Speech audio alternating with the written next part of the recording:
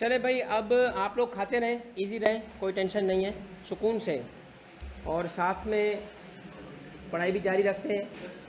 तो हाँ, 11 से 11 ना, मगर इसके बाद बिरयानी के बाद जो है हलवे का इंतज़ाम है। इंटरटेनमेंट एक्सपेंडिचर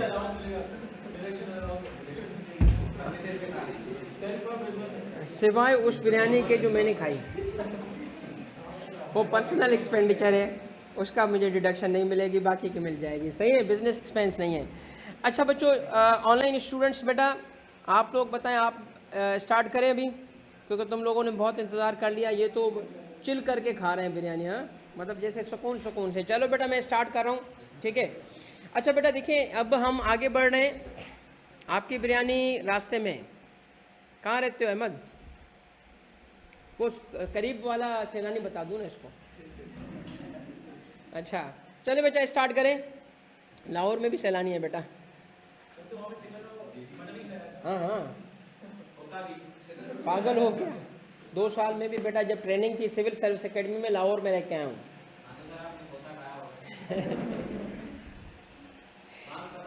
अच्छा बेटा, अब आ जाएं इस चीज़ पे कि इंटरेस्ट फ्री लोन पे आ जाते हैं। याद रखना कि लोन का वेव होना अलग बात है, वेव होना अलग बात है, यहाँ उसकी बात नहीं होगी, वो पहले हो चुकी है। लोन का वेव होना एक अलग टॉपिक था, और टॉपिक कौन सा था? Waiver of obligation. उसमें मैंने मिसाल दी थी, लोन वेव होगा तो बेनिफिट बनेगा। अब हम लोन से रिलेवेंट जो बात करने वाले हैं वो ये है कि अगर वो लोन इंटरेस्ट फ्री या कंसेशनल हो तो क्या करेंगे।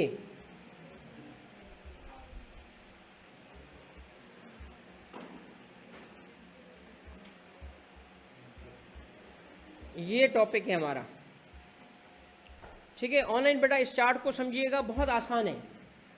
सबसे पहली बात क्या है, हमें अगर एम्प्लॉयर से लोन मिला तो देखना ये है कि लोन अमाउंट कितना है। क्या लोन अमाउंट 10 लाख से एक्सीडिंग है या नहीं है। 10 लाख से एक्सीडिंग न होने की सूरत में बेनिफिट टैक्सेबल नहीं है, no amount is to be added. इसका मतलब है कि छोटे छोटे लोन्स जो लोअर एम्प्लॉइज को मिलते हैं, टैक्स नहीं किया जा रहा। बेनिफिट तो है उसमें, मगर उसको टैक्स नहीं किया जा रहा। बड़े लोन्स को टैक्स किया जा रहा है जो बड़े एम्प्लॉइज को मिलते हैं, क्योंकि लोन लेने वाला एम्प्लॉई कोई अमीर नहीं होता। लोन की जिसको ज़रूरत पड़ती है वो ऑब्वियसली गरीब ही होगा, और वो भी छोटा अमाउंट जिसको मिले तो फिर उसको माफ़ किया गया है, टैक्सेशन से माफ़ी दी गई है।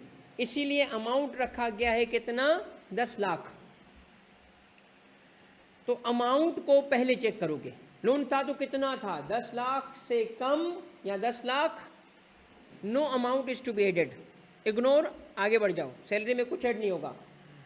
मगर अगर 10 लाख से ज़्यादा है, एक्सीडिंग, इक्वल नहीं एक्सीडिंग, तो एक सवाल देखोगे, सवाल पूछोगे, ये चेक करोगे सवाल में, और कहीं नोट्स में वो जिक्र होगा, और वो ये है कि क्या एम्प्लॉई ने, उस एम्प्लॉई ने अपने अकाउंट पे, जो एम्प्लॉयर के पास उसका अकाउंट है, एम्प्लॉई अकाउंट, सैलरी अकाउंट, उसमें मिलने वाले इंटरेस्ट को वेव किया या नहीं किया। अब पहला सवाल तो ये है कि सैलरी अकाउंट में इंटरेस्ट कैसे आया। सैलरी अकाउंट में इंटरेस्ट नहीं होता, सैलरी अकाउंट सैलरी होगा, इंटरेस्ट नहीं होता। मगर एक बेनिफिट ऐसा है जिसमें इंटरेस्ट होगा, और वो है प्रोविडेंट फंड। प्रोविडेंट फंड जब रिटायरमेंट के वक्त मिलता है उसमें इंटरेस्ट का कंपोनेंट होता है। अब मैं इसमें आपको एक मिसाल देता हूँ क्विकली, ज़्यादा इस पर लंबी बात नहीं करूँगा। सैलरी स्लिप जब एक दफ़ा मैंने अपनी खोली तो उसमें कभी गौर से देखा नहीं था, पैसे अकाउंट में आते हैं तो स्लिप को कौन देखता है, मगर एक दफ़ा किसी ने आके ऐसे अकाउंटेंट ने ऑफिस में सैलरी स्लिप दी तो मैंने ऐसे ही बेख्याली में देखा, ऊपर लिखा था इंटरेस्ट अप्लाइड। मैं कहा ये क्या है यार, इंटरेस्ट अप्लाइड क्या है? बुलाया लड़के को, यार ये इंटरेस्ट अप्लाइड क्या है? क्योंकि हमने भी नई नई जॉब ज्वाइन की थी उस वक्त as assistant commissioner income tax, वो चौथा पाँचवा महीना था शायद जॉब का, तो हम तो कौन सैलरी स्लिप देखता है, तो नज़र पड़ी इंटरेस्ट अप्लाइड। तो मैंने कहा ये क्या है? कहता है सर आपको प्रोविडेंट फंड में जो इंटरेस्ट मिलेगा वो है। मैं कहा यार मुझे तो नहीं चाहिए, इंटरेस्ट तो नहीं चाहिए, हराम है। उसने कहा सर फिर आप वेव कर दो। मैंने कहा मगर आया कैसे? कहता है जब आपको कॉन्ट्रैक्ट दिया था ना उन्होंने तो आपने साइन किया होगा। मैंने कहा यार उस वक्त तो जो साइन करवा रहे थे हम साइन किए जा रहे थे, हम तो पढ़ भी नहीं रहे थे कि क्या है भाई, जॉब है असिस्टेंट कमिश्नर CSS, भाई लिखवाओ जो लिखवाना है लिखवाओ। हमने सब चीज़ें लिख के दी, हमें पता ही नहीं है उस वक्त क्या साइन कराया गया, हम तो खुशी में थे कि यार हम असिस्टेंट कमिश्नर बन गए। तो उसने कहा सर उसमें एक पेपर होता है कि आपको इंटरेस्ट चाहिए कि नहीं चाहिए, आपसे वो भी साइन हो गया है। मैंने कहा यार ये देख, मैंने कहा अब क्या करूँ? पैसे तो खैर उसमें कम थे, 2-3 महीने के ही थे। उन्होंने कहा आप इसको वेव कर दो। मैंने कहा चलो वेव करने का तरीका, एक फॉर्म लिया, उस पर मैंने लिखा कि ये मुझे नहीं चाहिए, उसको जमा कराया, उसके बाद वो हट गया और जितने भी पैसे थे वो सरकार के पास चले गए। अब मेरे पास इंटरेस्ट अप्लाइड नहीं है, अब इंटरेस्ट नॉट अप्लाइड है। इसका मतलब क्या है? मैंने क्या किया हुआ है? वेव किया हुआ है। क्या वेव किया हुआ है? अगर इस कैटेगरी के होंगे आप, अगर इस कैटेगरी के आपने वेव किया हुआ है ना इंटरेस्ट को, अपने एम्प्लॉयर से मिलने वाले इंटरेस्ट को जो प्रोविडेंट फंड में होता है, तो फिर अमाउंट कुछ भी हो आपको भी बेनिफिट टैक्स नहीं होगा। फिर अमाउंट भी, अब मैं अगर गवर्नमेंट से लोन लूंगा अपने एम्प्लॉयर से, तो मैं अगर 0% पे भी लोन लूंगा मेरे पे ये अमाउंट सैलरी में टैक्स नहीं होगा। सैलरी में टैक्स नहीं हो सकता किसका? जिसने इंटरेस्ट वेव किया हो। तो आप यूं समझें, पहले क्या सवाल करोगे? अमाउंट कितना? 10 लाख से एक्सीडिंग या इक्वल या लोअर। अगर इक्वल और लोअर होगा तो नो अमाउंट इज एडेड, मगर 10 लाख से एक्सीडिंग की सूरत में क्या पूछोगे? इंटरेस्ट वेव किया या नहीं किया? अगर किया बताओ क्या करोगे? अब एक एग्जांपल सुने, एक एम्प्लॉय ने इंटरेस्ट वेव किया हुआ है और अपने एम्प्लॉयर से लोन लिया 40 लाख 0% पे, कितना बेनिफिट? No benefit. क्यों नो बेनिफिट भाई? इंटरेस्ट वेव किया हुआ है। यानी आपने पहला सवाल क्या पूछना है? अमाउंट कितना। दूसरा क्या पूछना है? अब अगर अमाउंट भी 10 लाख से ऊपर हो, इंटरेस्ट भी वेव ना किया हो, तो फिर ये टॉपिक अप्लाई करता है, फिर ये अप्लाई करता है टॉपिक, वरना नहीं करता।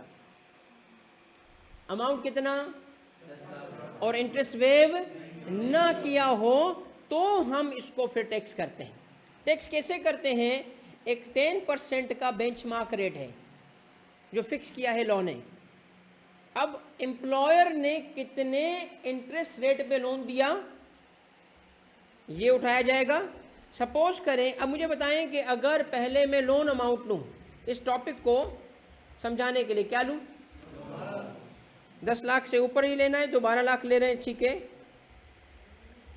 अब एक तो है एम्प्लॉयर ने ये लोन दिया, तो एम्प्लॉयर इंटरेस्ट रेट चार्ज करता है ना, एम्प्लॉयर ने चार्ज किया है कितने परसेंट से? 2%। 2%। तो बेंचमार्क रेट क्या है? बेंचमार्क रेट गिवन ना भी हो तब भी याद रखना कितना होगा? 10%। आपकी सैलरी में अब आप क्या करेंगे? ये लोन अमाउंट उठाया और इन दोनों का डिफरेंस कितना है?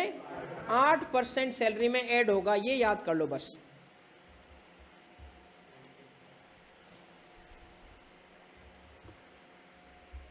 ठीक है।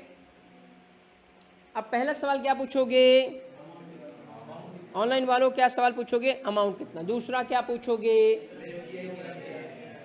पहला सवाल था अमाउंट 10 लाख से एक्सीडिंग है कि नहीं है, दूसरा इंटरेस्ट वेव किया या नहीं किया। तो जवाब क्या आना चाहिए, नहीं, जवाब क्या आना चाहिए आगे बढ़ने के लिए, नहीं किया, तो फिर ये आएगा बेनिफिट टैक्स होगा। अच्छा सपोज कर लो, इसी एग्जाम्पल को मैं रिपीट कर रहा हूं, ये एग्जाम्पल अगर मैं आपसे कहता हूं कैलकुलेट करके दो, अगर यहाँ पे इंटरेस्ट रेट 0% था तो इंटरेस्ट फ्री लोन था, अमाउंट कितना टैक्स होगा, 10%। ठीक है, तो आप क्या करेंगे, 12 लाख उठाया और उस पे 10% से अमाउंट ऐड कर दिया। अगर यही मैं सवाल उठाता हूं दोबारा और आपसे कहता हूं एक चीज़ ऐड कर देता हूं इसमें, कि इस वक्त मार्केट में जो रेट चल रहा है, फेयर मार्केट रेट भी तो होता है ना कोई चीज़, बेंचमार्क फेयर मार्केट है या टैक्स रेट है, टैक्स का फिक्स किया गया है, मार्केट में रेट चल रहा है 13%। ओके, मार्केट में क्या रेट चल रहा है, और बेंचमार्क रेट जो है वो 10% कांस्टेंट है, एम्प्लॉयर ने रेट चार्ज किया है 11%। अब बताओ इसका मतलब है कि 10% या उससे ऊपर अमाउंट चार्ज होगा तो बेनिफिट टैक्स नहीं होगा, क्योंकि हम मार्केट रेट को इग्नोर करेंगे। मार्केट से बेनिफिट कंपेयर करना होता तो फिर बेंचमार्क रेट फिक्स क्यों करता,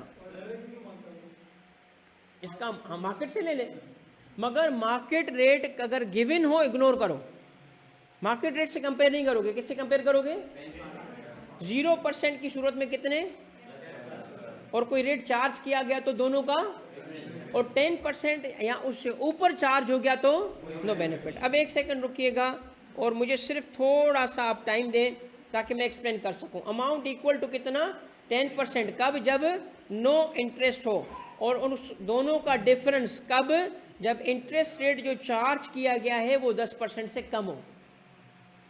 क्लियर। अच्छा अब इसमें एक सवाल, बस ये तो हो गया कंप्लीट, रिपीट करते हैं, रिपीट करें। पहली चीज अमाउंट कितना, 10 लाख से कम है तो, 10 लाख है तो 10 लाख से एक्सीडिंग है तो सवाल पूछेंगे क्या, इंटरेस्ट वेव नहीं किया तो, इंटरेस्ट वेव किया है तो इंटरेस्ट वेव नहीं किया, टैक्स कैसे कैलकुलेट करोगे, 0% चार्ज है तो,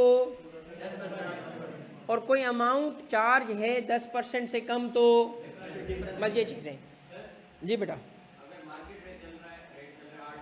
नहीं रुको रुको रुको, मैं बताता हूँ, ये सवाल सारे सुन लें कि अगर व्हाट इफ के मार्केट रेट ही बेंचमार्क से कम हो, भाई अगर मार्केट रेट बेंचमार्क से कम हो गया तो बेंचमार्क रेट कम करेंगे, क्योंकि असल में आइडिया ये है कि मार्केट से कम पे टैक्स करना चाहते हैं। बेंचमार्क रेट 10 रखा ही इसलिए है कि मार्केट रेट ज़्यादा है। अगर सपोज करें मार्केट रेट 8% हो गया तो बेंचमार्क रेट 5 हो जाएगा, वो लॉमेंट हो जाएगा उस वक्त। ठीक है। अच्छा बच्चों एक थोड़ी तवज्जो कीजिएगा, अब मैं चाहता हूं कि इस सवाल को भी अच्छे तरीके से समझ लो क्योंकि ये पास में एग्जामिन भी हुआ है। ओके अब्दुल्ला, नहीं बेटा सुनो बेटा, लोन अमाउंट जो कि एम्प्लॉयर से लिया जाए, concessional interest free loan employer से लिया जाए और उसे एसेट या प्रॉपर्टी को अक्वायर करने में खर्च किया जाए, एसेट या प्रॉपर्टी वो जो टैक्सेबल इनकम जनरेट करे, तो कितनी कंडीशंस, 3। लोन कौन सा, बैंक लोन यहां आएगा, दोस्त से लोन यहां आएगा नहीं, कौन सा लोन, क्या करें उसका, asset, asset property, asset property क्या करेगी, एग्जैम्प्ट इनकम नहीं, एग्जैम्प्ट इनकम नहीं, कौन सी इनकम, टैक्सेबल इनकम जनरेट करे।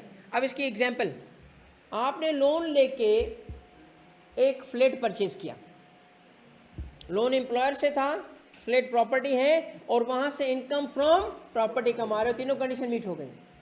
दूसरी एग्जांपल, आपने लोन लेके गाड़ी परचेज की और रेंट कार पे चढ़ा दी, तीनों कंडीशंस, लोन किसका, एम्प्लॉयर का, गाड़ी एसेट और बिजनेस इनकम जनरेट हो रही है। इसका मतलब है तीनों कंडीशन मीट होनी चाहिए।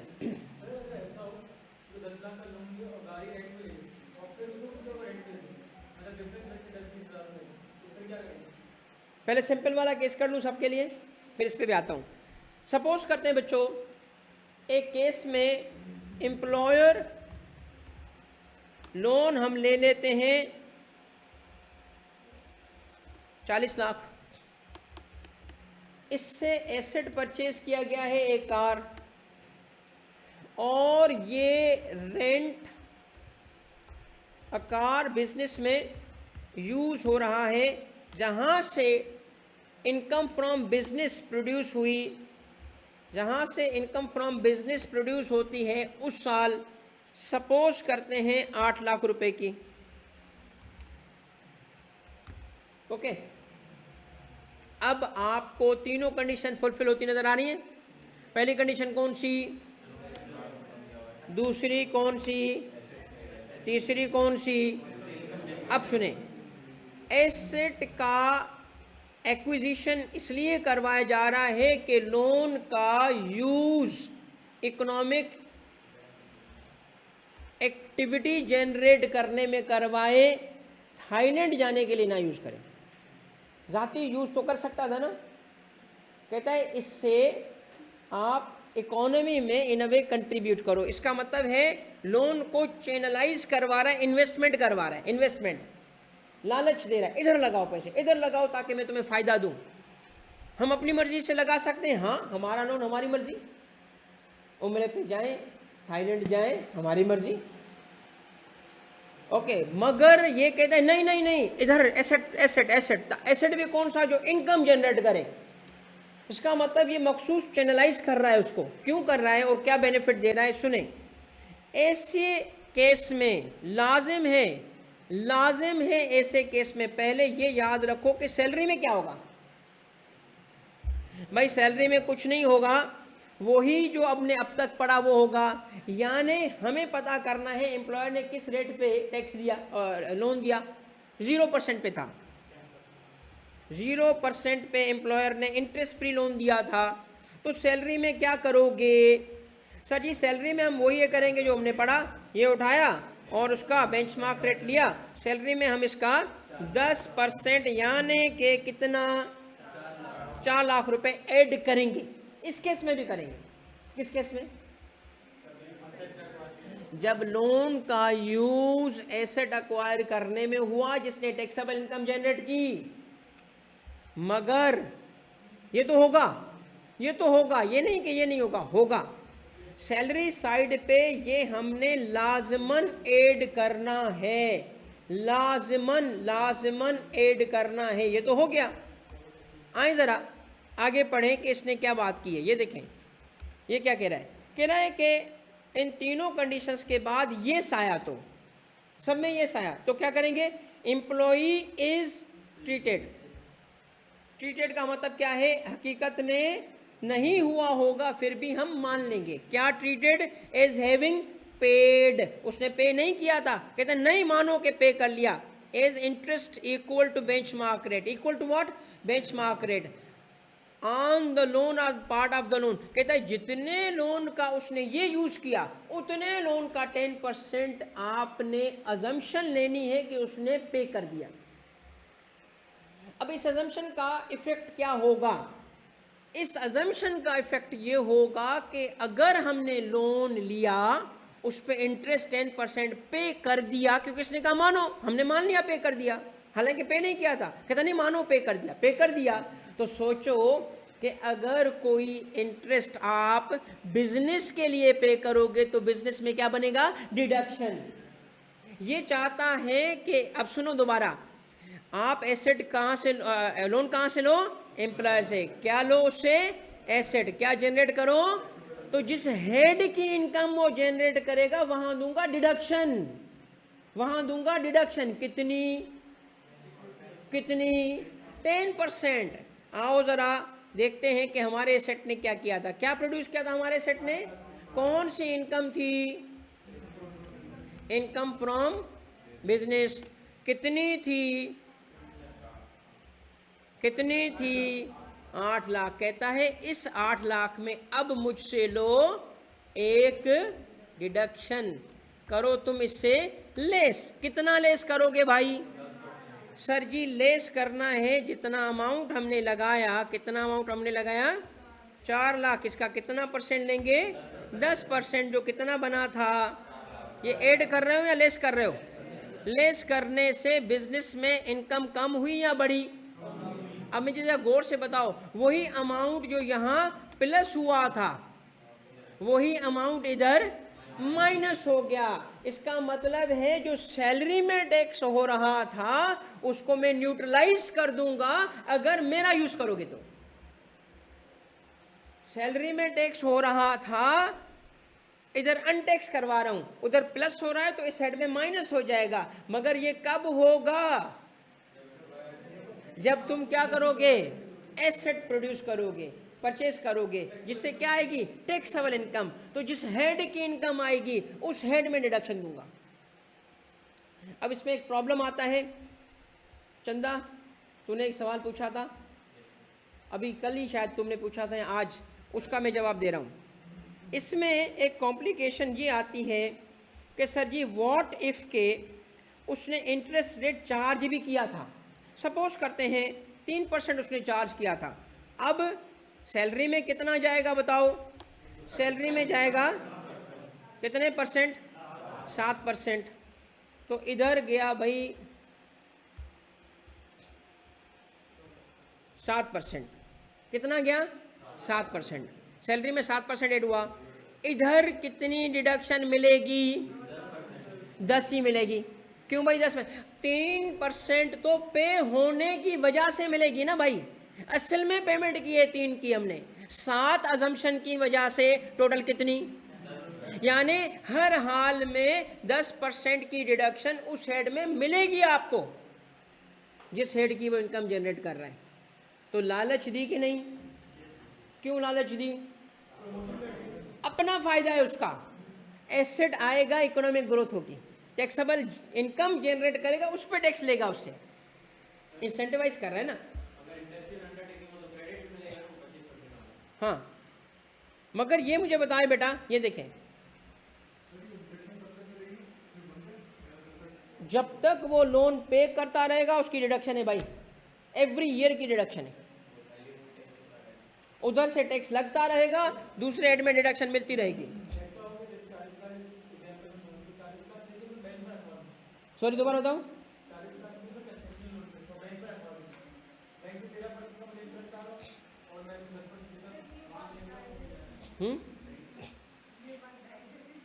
कोई मसला नहीं, दोबारा बताता हूँ बेटा। आप पहले इसकी ये बात समझे, ये क्या है। एम्प्लॉई को कहता है अज्यूम करो कि उसने पेमेंट की है। क्या पेमेंट की उसने? इंटरेस्ट की। हालांकि नहीं की, कहते नहीं, अज्यूम करो कि पे की। तो ओके, इसका मतलब है मैंने लोन लिया और उसमें मैंने 10% इंटरेस्ट पे किया। कहता पे, देखें पेड को कहता है अजम्पशन। अब सपोज करो, छोड़ो इस बात को, इसको भूल जाओ, पढ़ा ही नहीं तुमने। एक दूसरी बात करते हैं। आपने बैंक से लोन लिया, उससे गाड़ी ली, उससे इनकम जनरेट कर रही हो, इंटरेस्ट पे करोगी तो डिडक्शन मिलेगी। क्यों डिडक्शन ले रही हो? भाई मेरा बिजनेस एक्सपेंस है, मैंने लोन लेके गाड़ी परचेज की है और बैंक को जो इंटरेस्ट पे करेंगे वो मेरा बिजनेस एक्सपेंस है, फाइनेंशियल चार्जेस, डिडक्शन मिलेगी। ये वही तो है, ये वही तो है। ये अजम्पशन करवा रहा है कि लोन लिया, अब इंटरेस्ट पे किया कि नहीं किया, 10% की अजम्पशन कर लो कि तुमने उसको पेमेंट की है। अब पेमेंट से, अजम्पशन से डिडक्शन मिलेगी ना, क्योंकि मैंने इंटरेस्ट अज्यूम किया कि पेमेंट की, तो कहाँ यूज़ कर रहा हूँ? बिजनेस में। कहाँ यूज़ कर रहा हूँ? प्रॉपर्टी में, तो उसकी डिडक्शन मिलेगी मुझे। एक्सपेंस दे रहा है उसको उस हेड में जिस हेड का ये एसेट जनरेट कर रहा है। अच्छा, अब थोड़ा सा मैं चाहता हूँ कि इसको रिकैप करें। 2 टॉपिक्स थे, पहला है सिंपल इंटरेस्ट की वर्किंग, दूसरा है उसकी यूटिलाइजेशन। लोन की पहले वर्किंग, नंबर 1 अमाउंट कितना होगा, 1 मिलियन से। फिर सवाल क्या पूछेंगे, नहीं किया क्या करोगे, देखोगे एम्प्लॉयर ने इंटरेस्ट रेट क्या चार्ज किया, जो डिफरेंस होगा उसको सैलरी में ऐड करेंगे। अगर ऐसे लोन को यूटिलाइज किया गया है किसी एसेट में और एसेट ने टैक्सेबल इनकम जनरेट की है, क्या करोगे, 10% की डिडक्शन लेंगे उस हेड की जिसकी इनकम उसने जनरेट की है, बस। ठीक है, ज़रा अब आप इसी चीज़ को खुद पढ़ो और मुझे बताओ समझ आ रही है ये बात, समझ आ रही तो मैं आगे बढ़ जाऊंगा। ये वाली लाइन पढ़ो, बैंक को देना, बैंक में पैसे रखना एसेट एक्विजिशन नहीं है। टैक्सेबल इनकम तो जनरेट हो रही है, एसेट एक्विजिशन नहीं है। मगर एसेट एक्वायर नहीं हो रहा, डिडक्शन नहीं मिलेगी, वो अलग बात है, ये टॉपिक अप्लाई नहीं करेगा, वो किसी और वजह से एप्लीकेशन आ सकती है। बेटा पढ़े इसको ज़रा, बेंचमार्क रेट से ज़्यादा इंटरेस्ट चार्ज होगा तो हम कोई भी। अब एक सवाल है भाई, कहता है कि सर अगर व्हाट इफ के बेंचमार्क रेट से ज़्यादा हो, 11% चार्ज हुआ, भाई ये टॉपिक ही अप्लाई नहीं करा। फिर उस केस में तो एक्चुअल पेमेंट हो रही है ना, उसकी डिडक्शन तो मिलेगी ही मिलेगी। वो तो नॉर्मल केस है कि अब अगर इंटरेस्ट पे कर रहे हो और उससे एसेट एक्वायर कर रहे हो तो उसकी डिडक्शन तो वैसे ही मिलेगी, वो तो एक्चुअल एक्सपेंस है। चले बेटा इस लाइन को गौर से पढ़ें और मुझे बताएं, क्लियर है? 10% से कम हो। बेटा ये जरा इस लाइन को पढ़ लो, तवज्जो सारे। इंटरेस्ट फ्री या कंसेशनल लोन क्या करेंगे, डिफरेंस लेंगे किसका, बेंचमार्क रेट का, एंड चार्ज इंटरेस्ट का, प्रोवाइडेड लोन कितना हो, 1 मिलियन से एक्सीडिंग हो और एम्प्लॉय ने क्या किया हो। क्लियर है भाई, सारी चीजें क्लियर है नहीं है? हाँ बेटा,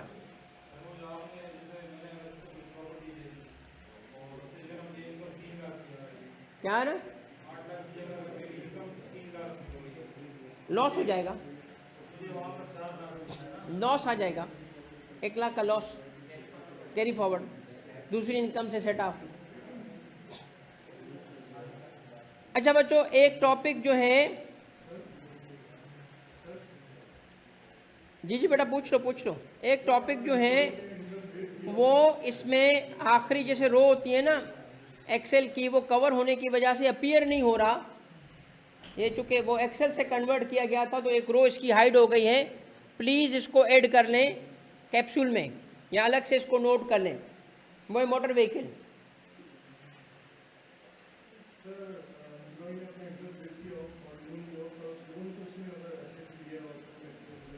ये बात ज़रा सुनिएगा, बहुत अच्छा सवाल है।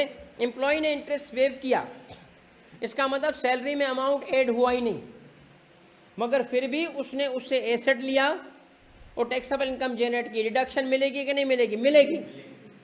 मिलेगी। उसने किसी से लिंक नहीं किया, कहा 10% पेड मान लो। जब 10% पेड मानेंगे तो डिडक्शन मिलेगी, हर केस में मिलेगी, चाहे सैलरी में ऐड हुआ हो या ना हुआ हो, मगर इस पर डिडक्शन मिलेगी।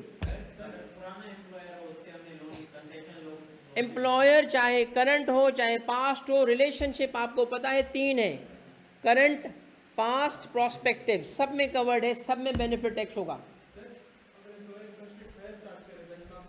अगर एम्प्लॉयर हायर रेट चार्ज करेगा तो no benefit is added in salary, मगर डिडक्शन वहां मिलेगी क्योंकि एक्चुअल एक्सपेंस है, वो एक्चुअल एक्सपेंस है। बैंक से जब तुम इंटरेस्ट पे लोन लेते हो और उसको बिजनेस में यूज करते हो, टैक्सेबल इनकम में यूज करते हो, तो एक्चुअल एक्सपेंस की पेमेंट डिडक्ट होती है कि नहीं होती? ये वो वाला केस है। बेटा मोटर व्हीकल पे आप आ जाते हैं, उसमें ऑनलाइन बेटा एक क्लियर था, आगे बढ़ रहा हूं बहुत दफा। कौन सा वाला? यस आया हुआ है, यस आया हुआ है, eyes can't see what the mind doesn't know. Okay, ये वो वाला केस है, निकल के सर मेरिट।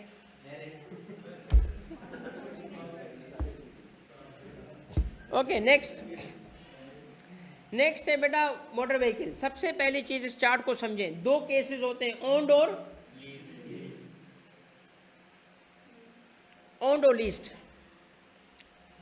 और बेनिफिट्स होते हैं दो, तीन बेनिफिट्स को मेंशन करूंगा, फुली प्राइवेट यूज के लिए, पार्शियल प्राइवेट यूज के लिए, और फुल ऑफिशियल यूज के लिए, बिजनेस यूज के लिए। बिजनेस यूज की एग्जांपल, ऑफिस पहुंचेंगे तो आपको गाड़ी की चाबी मिलेगी और वहां से ऑफिस के काम को करने के बाद वापस जमा करोगे और घर W11 चिंची रिक्शा।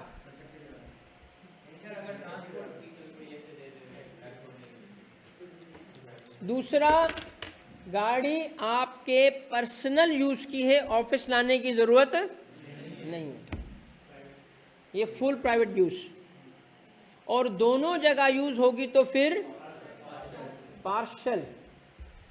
अब नॉर्मली एग्जामिनर खुद बता देता है फुल बिजनेस यूज हम कहेंगे 0%, full private use, full private use हम कहेंगे 10%, पार्शियल प्राइवेट यूज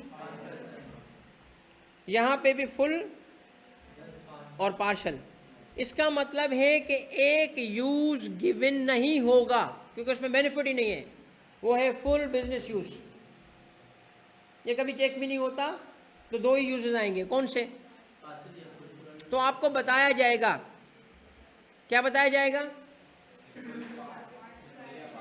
यूज कौन सा है, फुल प्राइवेट यूज है या, और अगर ना बताया जाए तो क्या करोगे?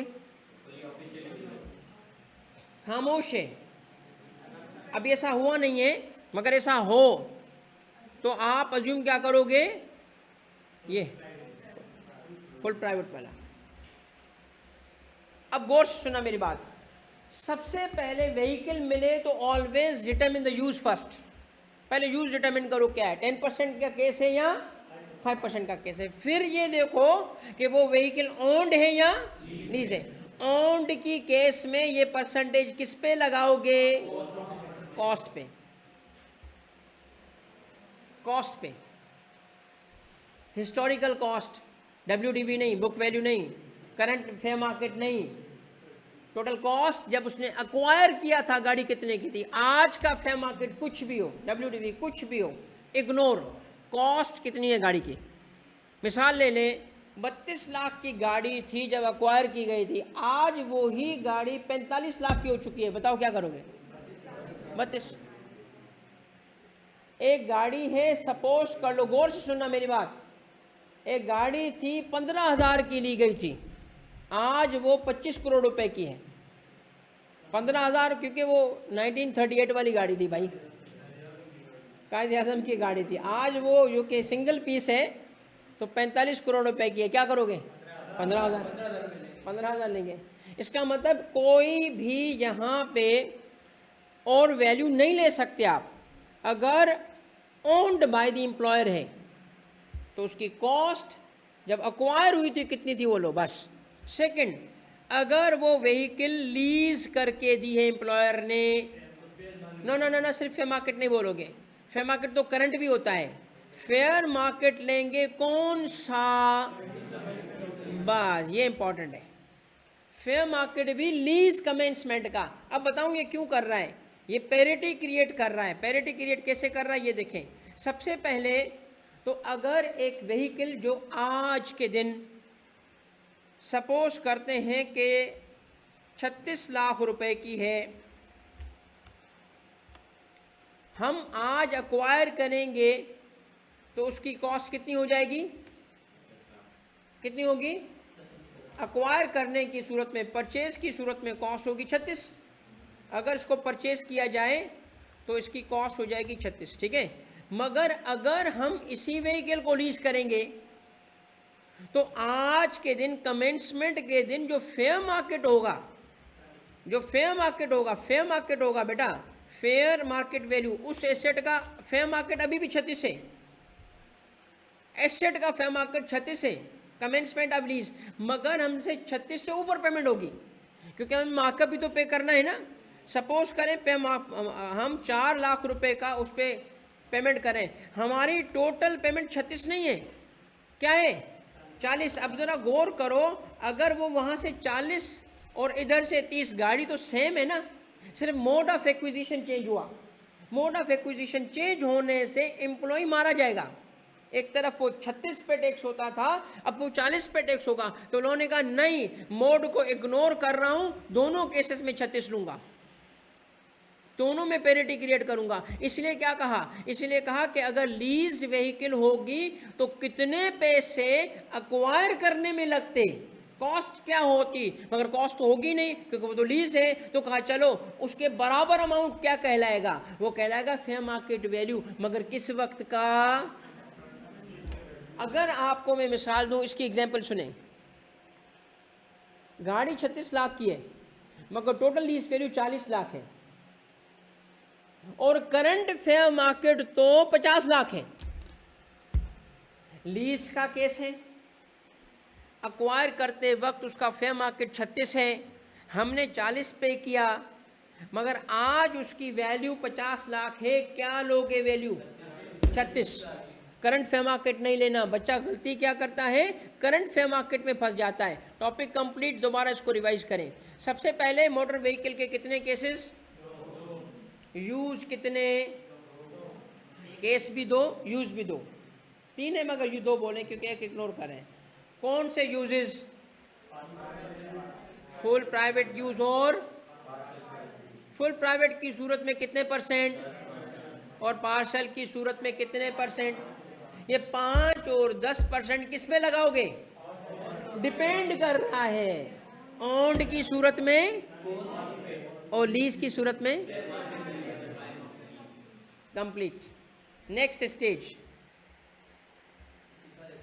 नेक्स्ट स्टेज बेटा, नेक्स्ट स्टेज जो है, आ जाएं, ये एम्प्लॉय शेयर स्कीम पे आ रहा हूं मैं बेटा। ये एम्प्लॉय शेयर स्कीम का टॉपिक है, ये इससे ये सब कवर हो जाएगा, मगर मुझे समझाने के लिए एक चार्ट चाहिए, क्योंकि वो मेहनत ऑलरेडी की हुई है तो मुझे बनाने की ज़रूरत नहीं है, वो यहाँ पे मौजूद होने की वजह से मैं इसको यहाँ से ही यूज़ कर रहा हूँ। तो आपको दोनों डॉक्यूमेंट यूज़ करने चाहिए।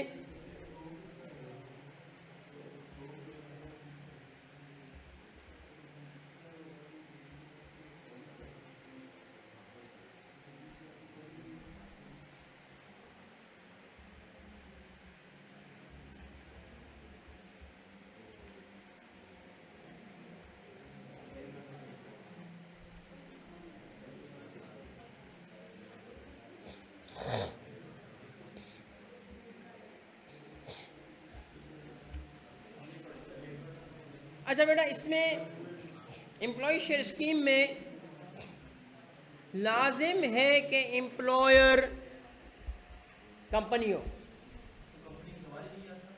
एम्प्लॉयर कंपनी का सवाल आता है, एम्प्लॉयर सवाल में एम्प्लॉई जॉब कहाँ करता है, एक कंपनी में करता है, ये लाजमी है।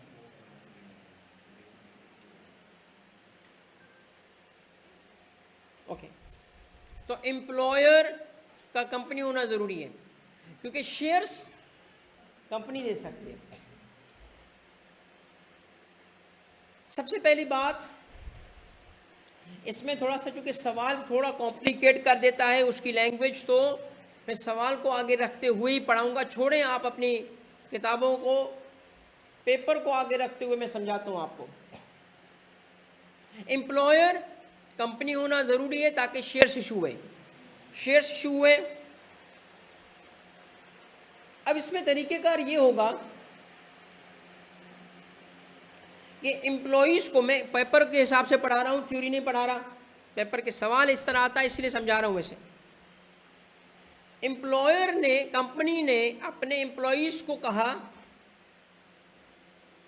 एक एम्प्लॉय को कहा, हम तुम्हें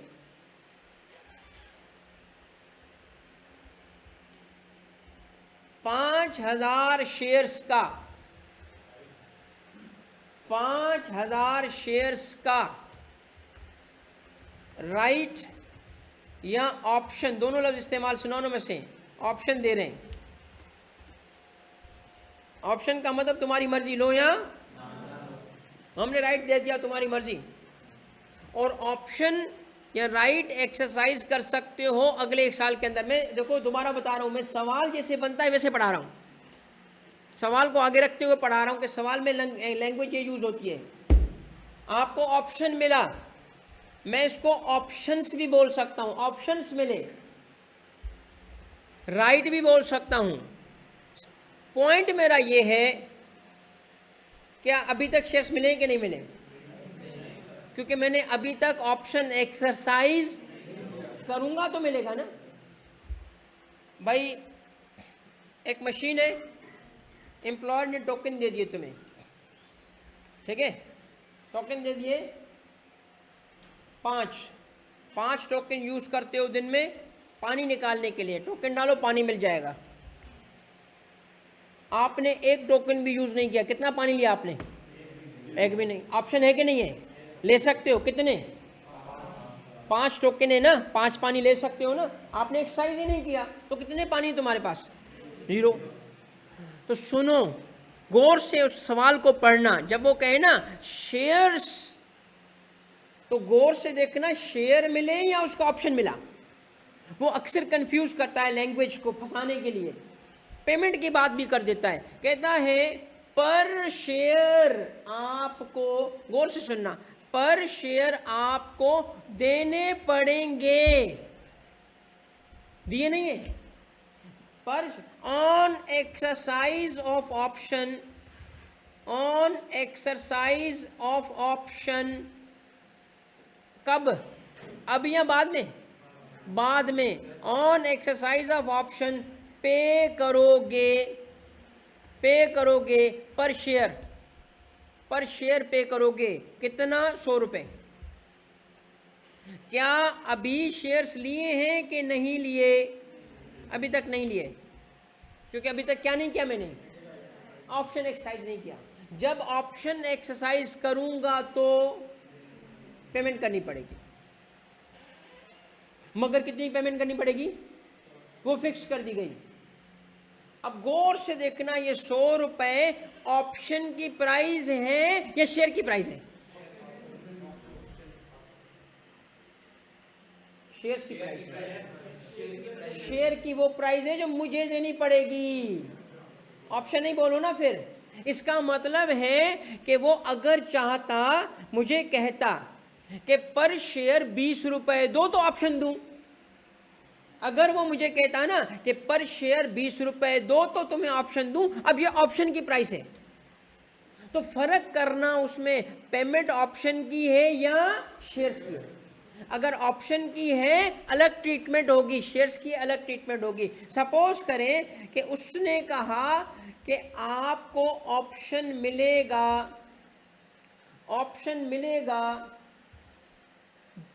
बट कब?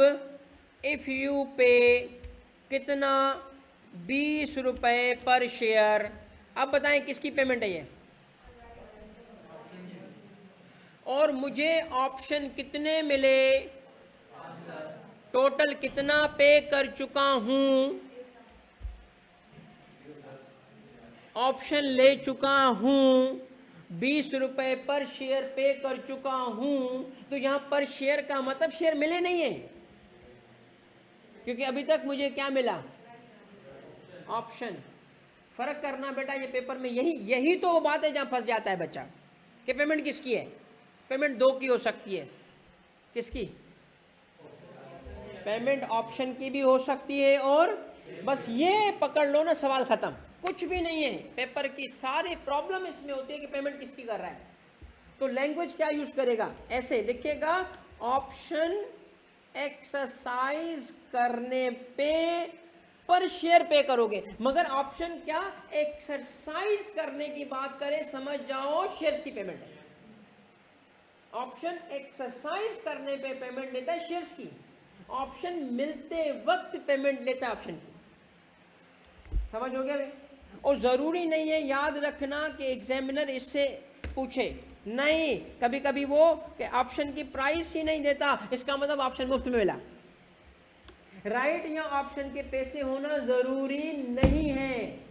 ज्यादातर सवालों में वो राइट या ऑप्शन के पैसे नहीं देता, वो शेयर्स के पैसे देता है, बोलता है, और वो भी देंगे। फिर वो एक और वैल्यू देता है, शेयर जब लिए, ऑप्शन जब एक्सरसाइज किया तो उसका फेयर मार्केट क्या था। ये डेटा गिवन होता है भाई, इसके अलावा कोई डेटा नहीं होगा। क्लियर? Are we clear? अब मैं दोबारा एक ऐड कर रहा हूं, ऑप्शन वॉज गिवन 8 रुपीज 20 पर शेयर। मैं आपसे पूछना चाहता हूं, रुपीज पर 20 पर शेयर, तो शेयर मिले कि नहीं मिले? पर शेयर जो लिखा है, अरे पेमेंट पर शेयर है, शेयर थोड़ी मिले अभी। पेमेंट है किस चीज की? ऑप्शन की। तो टोटल हमने कितनी पेमेंट की? 1 लाख। ये 1 लाख किसकी पेमेंट है? चाय पी लें सर, दादा चाय पी लें, और नाम लिख रहा है बबीता जी। लानत तो तेरी शक्ल पे। बबीता जी मुझे बोल रही दादा, कुछ और बोलता तो खुशी होती है ना यार। अच्छा जी, तो ये देखें 1 लाख रुपए, बस फर्क ये करना सीख लो बेटा, कहानी मुक जाएगी, खत्म। ऑप्शन लेने के पैसे या शेयर्स के पैसे? ऑप्शन के पैसे कितने हैं? चलें, अब मेरी बात थोड़ी तवज्जो दीजिए, अब मैं वापस आ रहा हूँ, थोड़ा थ्योरी भी कनेक्ट कर रहा हूँ, टॉपिक कंप्लीट हो जाएगा। देखिए अब हमने क्या सीखा कि 2 पेमेंट्स हो सकती हैं। कौन सी? एक ऑप्शन लेने की, एक शेयर लेने की। अब सुन लें, ऑप्शन जब मिलेगा तो टैक्स नहीं होगा, हालांकि उसकी वैल्यू भी है। ऑप्शन का मिलना टैक्सेबल इवेंट नहीं है, मगर ऑप्शन का बिकना टैक्सेबल इवेंट है। ऑप्शन मिलेगा तो टैक्स नहीं होगा, ऑप्शन डिस्पोज होगा तो टैक्स होगा। अब मुझे मिल गए ऑप्शन 5000 शेयर्स, पेमेंट मैंने कितनी की? 1 लाख की, क्योंकि 20,000 पर शेयर मुझसे ऑप्शन पे लिया गया था, मगर मैं शेयर में इंटरेस्टेड ही नहीं हूं। एक और कोलीग है, सेम कंपनी में काम करता है, मैंने उसे वो 1.5 लाख में बेच दिया ऑप्शन। सैलरी में कितना ऐड करोगे? 50,000। अमाउंट जो मिला उससे माइनस करूंगा मैं 1 लाख रुपए। अब आप जरा काइंडली ये पढ़ लो, पहला पॉइंट पढ़ लो, राइट या ऑप्शन का मिलना टैक्सेबल नहीं है। जब रिसीव होगा तो टैक्स नहीं होगा, अलबत्ता जब बिकेगा तो टैक्स करेंगे। कैसे? कंसीडरेशन रिसीव्ड में से हम अपनी कॉस्ट को माइनस करके जो बैलेंस होगा वो सैलरी में टैक्स कर देंगे। क्या ये पॉइंट क्लियर है? मैं इसको एक नाम देना चाहता हूं, और नाम इसका ये है प्री इशुएंस ऑफ शेयर्स। ये स्टेज कौन सी है? प्री। अभी तक शेयर्स इशू नहीं हुए थे। इसके एग्जाम्पल ऐसे है कि आप एक दिन अपने एम्प्लॉयर के पास जाएं और वो आपको टिकट दे दें। एक टिकट अच्छा नहीं लगता, 2 मूवी टिकट। चल चंदा, चल बेटा मूवी देखने जा तू। अच्छा टिकट 2, सर किसके साथ जाऊं? ये तेरा हेडेक है, तू जा। हमने कोई और नहीं मिला, चल एक दोस्त पकड़ लिया, चल चंदा चलते हैं दोस्त। अब मुझे एक बात बताएं कि जब तक मैं मूवी देखने नहीं जा रहा उसका क्या फ़ायदा? नथिंग, नो फायदा। मेरे पास मूवी टिकट तो है, इट कैरीज वैल्यू, बट कोई फ़ायदा? या तो मैं जाऊं मूवी देख लूं, या मैं उसको ब्लैक बेच दूं। ये सही है, ये सही है ना? चलो कौन यार। तो इसका मतलब क्या है? ऑप्शन का मिलना वैल्यूएबल हो सकता है, मगर ऑप्शन टैक्स नहीं होगा जब तक के बिकेगा नहीं, और ना बिके तो अगली स्टेज पे चले जाओगे ना, शेयर्स ले लोगे, फिर शेयर्स की बात करेंगे, ऑप्शन की कहानी खत्म हो गई। सही है? बात समझ आ गई? तो प्लीज पॉइंट 1 बताएं क्या है? राइट या ऑप्शन का मिलना टैक्सेबल? टैक्सेबल बन जाएगा कब? कितना अमाउंट टैक्स करोगे? जितना मिला उसमें से जो हमने पे किया था कंपनी को माइनस हो गया। आए नेक्स्ट स्टेज पे बेटा। नेक्स्ट स्टेज ये है, नेक्स्ट स्टेज ये है,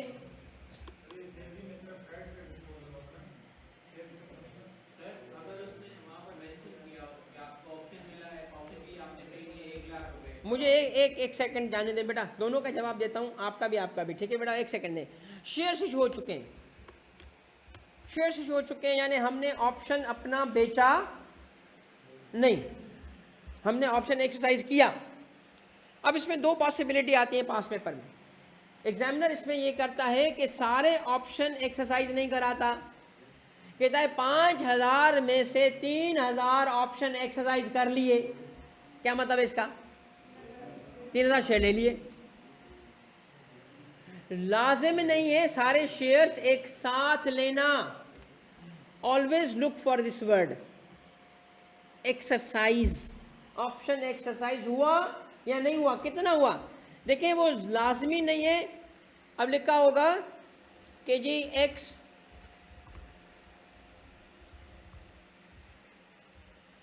exercised option for 3000 शेयर्स। अब मुझे बताओ 3000 शेयर्स उसको मिल चुके हैं, कितने पे?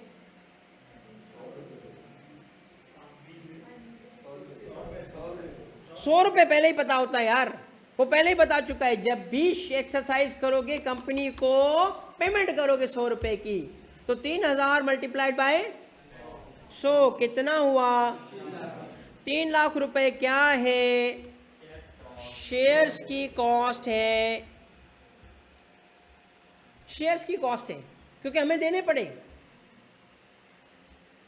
अब अगर ये समझ आ गया है ना तो सुन लो, अब कहानी खत्म। क्यों? क्योंकि शेयर्स मिले कितने में वो हम डिटरमिन कर चुके हैं। शेयर्स के लिए हमने 2 पेमेंट्स किए हैं, बताएं कौन कौन सी? एक तो शेयर्स के लिए हमने यहां पेमेंट की, और हमने अपोर्शन करेंगे, सारी पेमेंट थोड़ी लेंगे। ओ भाई सारी थोड़ी है, इसमें से कितनी पेमेंट लोगे? अभी सारे शेयर्स थोड़ी मिले हमें, इसमें से कितने लिए हमने, कितने परसेंट? 60%। जितने शेयर आपने लिए उतनी कॉस्ट लो, सारी नहीं ले लो। हमने तो पूरे ऑप्शन एक्सरसाइज अभी नहीं किया ना, हमने तो उसमें से थोड़ा सा किया, उतनी कॉस्ट ले ली। तो टोटल कॉस्ट हमारी कितनी बन गई? ये कॉस्ट बन गई। अब देखना क्या है कि मुझे जो एसेट मिला उसकी वैल्यू क्या है। एसेट क्या मिला? शेयर्स मिले। तो क्या करूं शेयर्स की वैल्यू निकालने के लिए? भाई fair market value, fair market value on the date of issue. जिस दिन शेयर्स मिले मार्केट की प्राइस गिवन होगी आपके सवाल में, डेट ऑफ इशू पे लिखा होगा कि वो शेयर 135 रुपए के थे। अब आपको शेयर मिले कितने? 3000। 3000 शेयर्स आपको मिलते हैं, और आपकी डेट ऑफ इशू पे वैल्यू उसकी क्या है? 135।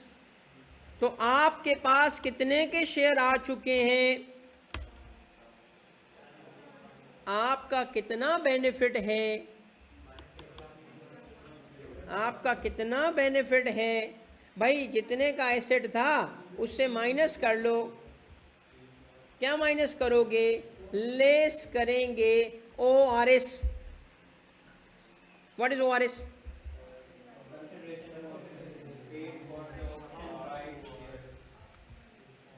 Consideration paid for option right और शेयर्स।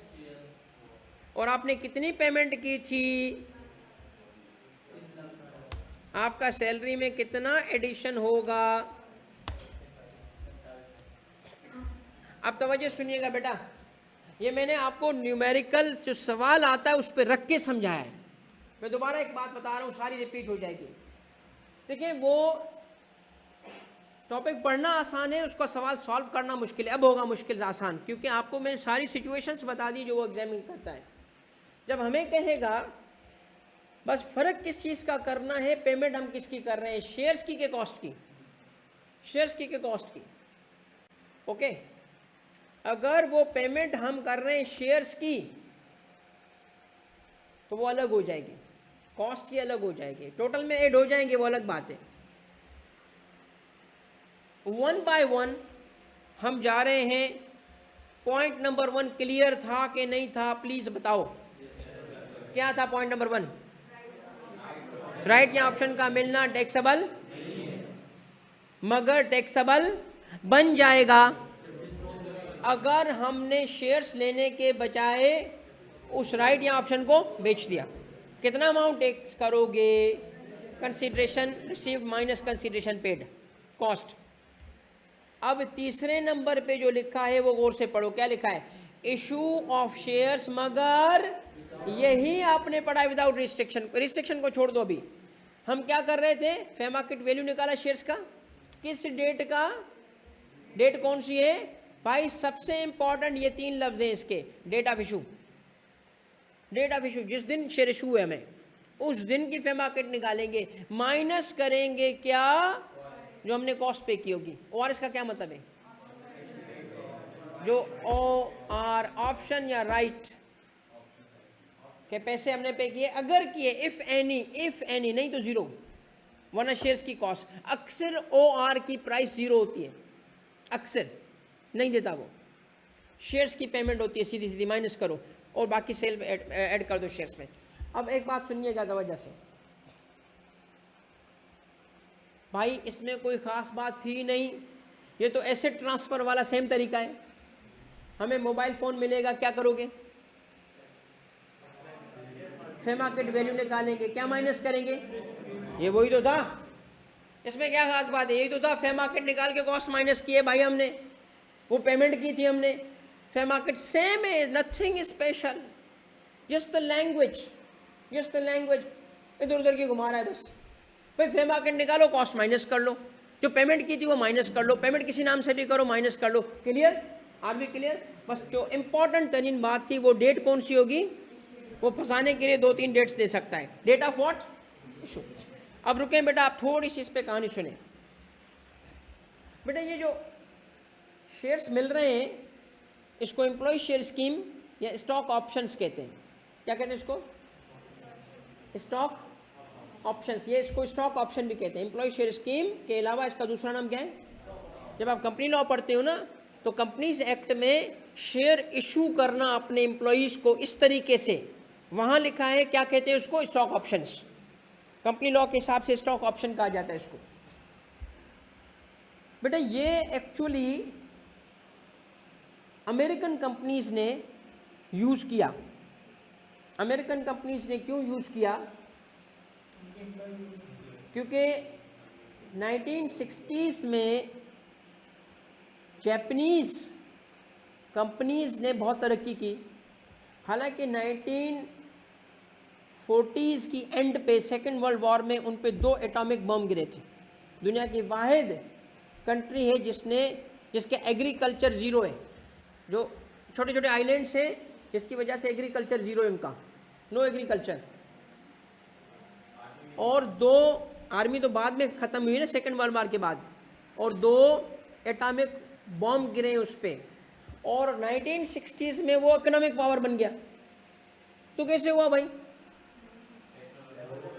उन लोगों का मैनेजमेंट कल्चर, वर्क एथिक्स। तो अमेरिकन एक्सपर्ट्स गए जापान को, स्टडी किया कि ये कर क्या रहे हैं, इन पे 2 हमले हुए हैं, ये तो सदियों तक तबाह होते, ये इतना जल्दी इकोनॉमिक पावर कैसे बने? तो उनको एक बात पता चली कि यहाँ जो एम्प्लॉयज़ हैं और जो ओनर्स हैं, they work like a single family. Owner में चीफ एग्जीक्यूटिव भी आके असेंबली लाइन पे खड़ा हो जाता है। आपने जापानीज कंपनीज को देखा होगा, वहाँ यूनिफॉर्म होता है, तो पता ही नहीं चलता कौन एग्जीक्यूटिव है कौन वर्कर है। सेम यूनिफॉर्म, ये नहीं कि अलग अलग, सेम यूनिफॉर्म। मेरे पास कभी आते हैं ना जापानीज कंपनी के लोग, अकाउंट्स डिपार्टमेंट के यूँ आते हैं जैसे वर्कर लग रहे होते हैं। तो अकाउंट्स डिपार्टमेंट का होगा कोई, भाई CFO है, एक कंपनी का CFO आया, तो मैंने कहा जी आप भी क्या फैक्ट्री पे काम करते हो? हाँ सर, नहीं कहते सर हमारा कल्चर है, ऑफिस टाइमिंग में आया हूँ। तो हम जब घर जाते हैं ना तो चेंज करके अपने घर पे जा रहे होते हैं, वरना लग रहा होता है ये वर्कर है। तो उन्होंने ना डिस्टिंक्शन हटा दी। CEO खड़ा होगा असेंबली लाइन में, नट बोल्ट लगाएगा। और इस कल्चर का दूसरी तरफ क्या है? एम्प्लॉई ऐसे काम करता है जैसे वो अपनी ज़ात के लिए काम करता है। उनमें एक ऐसा कल्चर है जिस कल्चर की वजह से वो इकोनॉमिक पावर बन गए।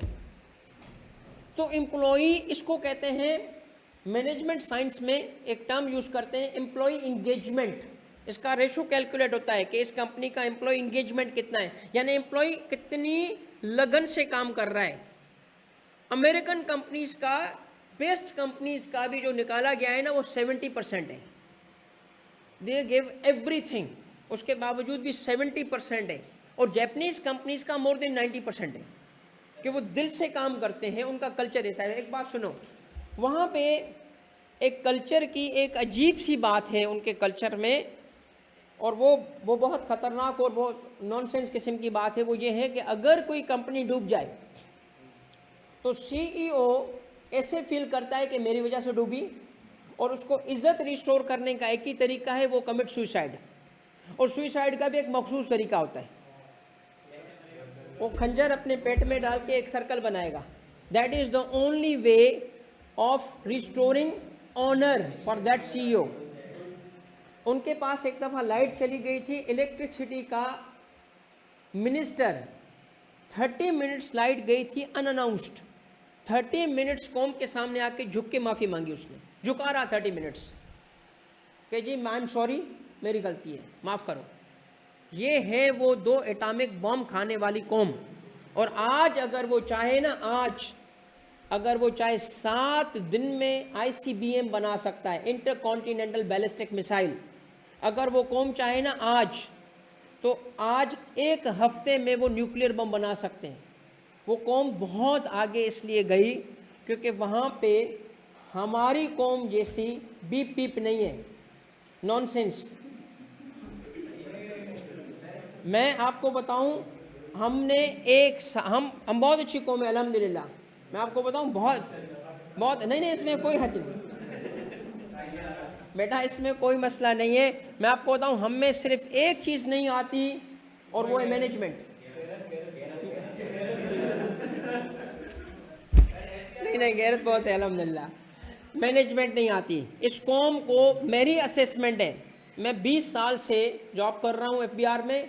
इससे पहले मैंने कोई 2 साल तक CSS के लिए स्टडी की है, और पाकिस्तान के हिस्ट्री को, पाकिस्तान के हर एंगल से मैंने स्टडी किया है बेटा। मैं आपको अपना नतीजा बताता हूँ। नतीजा, अल्लाह ताला ने जितना कुछ इस कौम को दिया है ना, नेचुरल रिसोर्सेस में, लोगों के हवाले से कोई कमी नहीं है। मुझे पता है क्या लगता है कि शायद फ्यूचर में कुछ अल्लाह ताला हमसे चाहता है, कोई ऐसी चीज़ होगी कि कभी ये यूज़ होगा। एक दफ़ा कोयटा में बेटा, कोयटा में जो जियोलॉजिकल सर्वे है ना, जियोलॉजिकल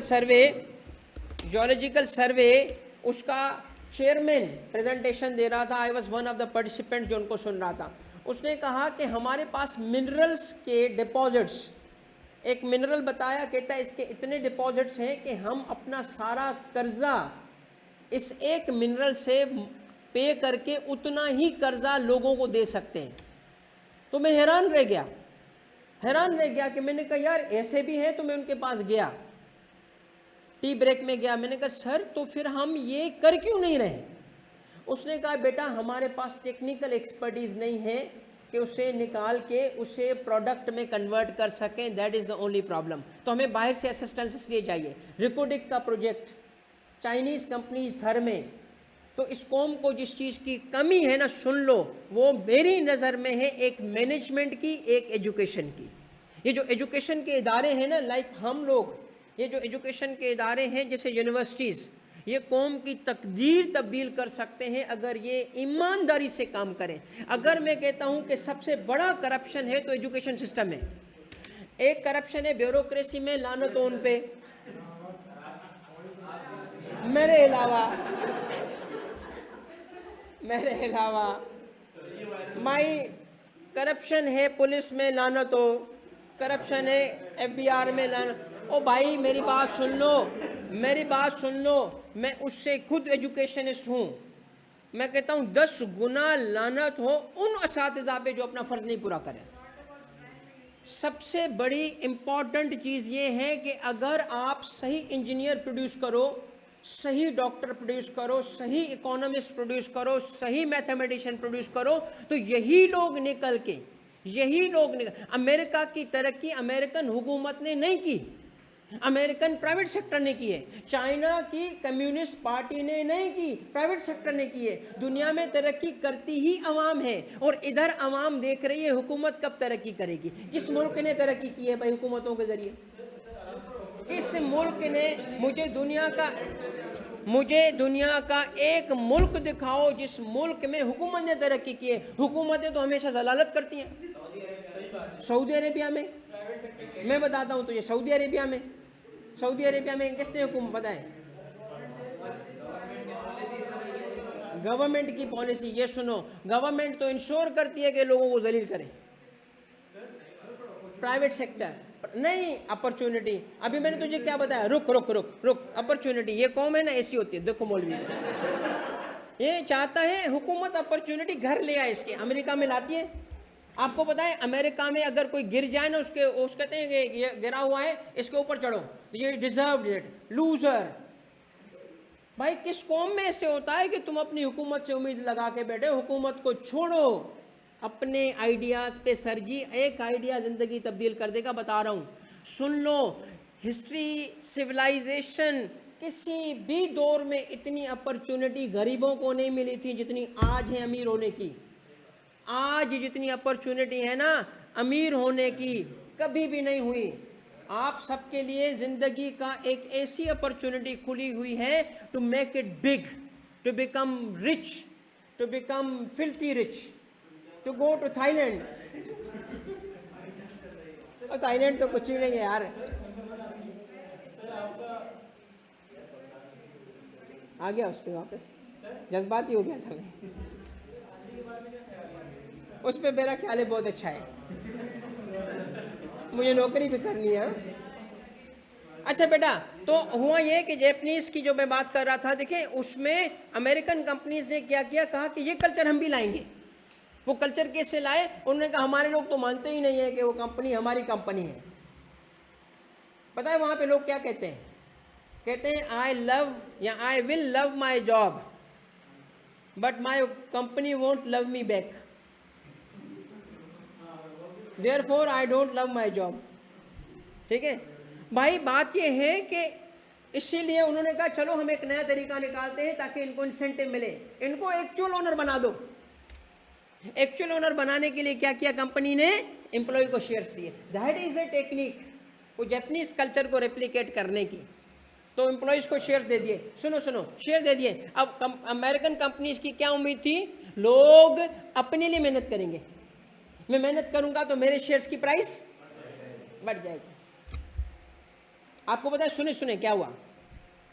उम्मीद ये थी कि ये मेहनत करेंगे और शेयर्स की वैल्यू बढ़ाएंगे, रिटायरमेंट के लिए शेयर्स रखेंगे, किसी ज़रूरत पड़ने पे शेयर्स को बेचेंगे।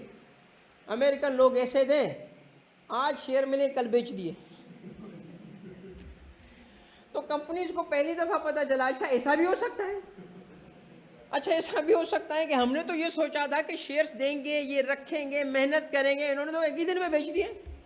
तो फिर अगली दफ़ा शेयर्स देते वक्त क्या कहा? नहीं बेच सकते 6 महीने तक, नहीं बेच सकते 1 साल तक, नहीं बेच सकते 2 साल तक।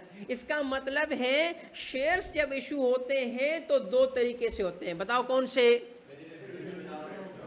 विद रिस्ट्रिक्शन और अभी जो आपने पढ़ा नंबर 3 पे, वो क्या था? उसमें फेयर मार्केट किस डेट का लोगे? ये याद कर लो, डेट ऑफ। अब अगर शेयर्स विथ रिस्ट्रिक्शन हो तो उसमें बताया जाता है रिस्ट्रिक्शन कब लिफ्ट होगी, उसको कहते हैं डेट ऑफ फ्री राइट। तो फेयर मार्केट वैल्यू हम लेंगे किसका? डेट ऑफ फ्री राइट का क्या मतलब है? जब आप बेच सकते हो, जब आप बेच सकते हो। इसको बेटा समझाने के लिए ये जो मैं एक्सप्लेन कर रहा हूं वो है शेयर्स इशूड विथ रिस्ट्रिक्शन। एक होगी डेट ऑफ इशू, एक होगी date of free right, free right to